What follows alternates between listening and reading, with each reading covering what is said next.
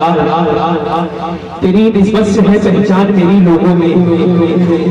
تیری نسبت سے ہے پہچان میری لوگوں میں، تو الگ ہو تو میری ذات میں کیا رکھا ہے؟ اور آؤ کہ مدینے کے فقیروں سے ملے، بادشاہوں کی ملاقات میں کیا رکھا ہے؟ آؤ کہ مدینے کے فقیروں سے ملے، بادشاہوں کی ملاقات میں کیا رکھا ہے؟ حضرات آپ لوگ اپنے ماتھے کی نگاہوں سے دیکھ رہے ہیں کہ منبر نور پر خانقاہ شریعہ کے چشم چراغ پیر طریقت رہبر شریعت حضور ناصر میاں صاحب قبلہ پوری شان و شوکت کے ساتھ تشریف رکھتے ہیں۔ وہیں دوسری جانب پیر طریقت حضرت علامہ مولانا سبحان میاں صاحب قبلہ، پیر طریقت فرحان میاں صاحب قبلہ اور پیر طریقت احمد میاں صاحب قبلہ بھی تشریف رکھتے ہیں۔ ان کے گلاب کی طرح مسکراتے ہوئے چہرے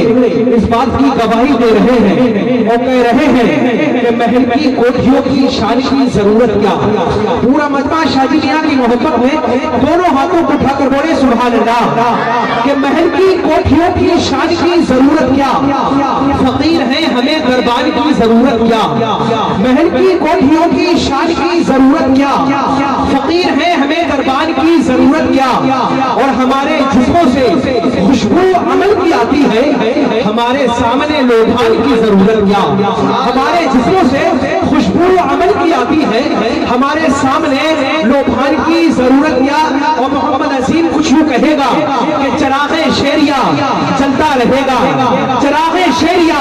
چلتا رہے گا، مخالف ہاتھ بھی ملتا رہے گا، شاہ جی اور اچھے میاں کا شہدہ عمل کی راہ پر چلتا رہے گا، شاہ جی اور اچھے میاں کا شہدہ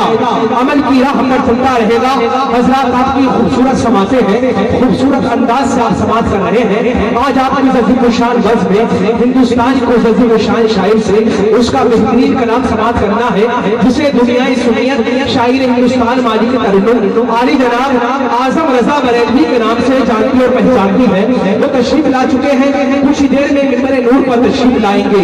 ان کے علاوہ آپ شاعر اہل سنت بلبل باغ چمنستان شہجی شاہکار ترنم عالی جناب اظہار فریدی صاحب قبلہ سے بھی ان کی بہترین آواز میں ان کا بہترین کلام سماعت کریں گے۔ جو لوگ فیس بک پیج سنیں گے وہ یہ سمجھیں گے کہ اظہار فریدی پڑھ رہے ہیں، اور جو لوگ اپنے گھروں پر بیٹھ کر سنیں گے وہ محسوس کریں گے کہ شاید اسد اقبال اس جلسے میں آئے ہوئے ہیں۔ آئیے اس شخص میں چاہتا ہوں کہ ہندوستان کو عظیم الشان خطیب کو میں آپ کی سماعتوں کی عدالت میں پیش کر دوں۔ ہندوستان کا وہ عظیم الشان خطیب جس پر خطابت راز کرتی ہے، ہندوستان کی وہ عظیم الشان شخص جس پر شخصیت راز کرتی ہے، ہندوستان کی وہ عظیم الشان ذات جس پر نہ جانے کتنی انجمنیں راز کرتی ہے، جو اپنی خطابت سناتے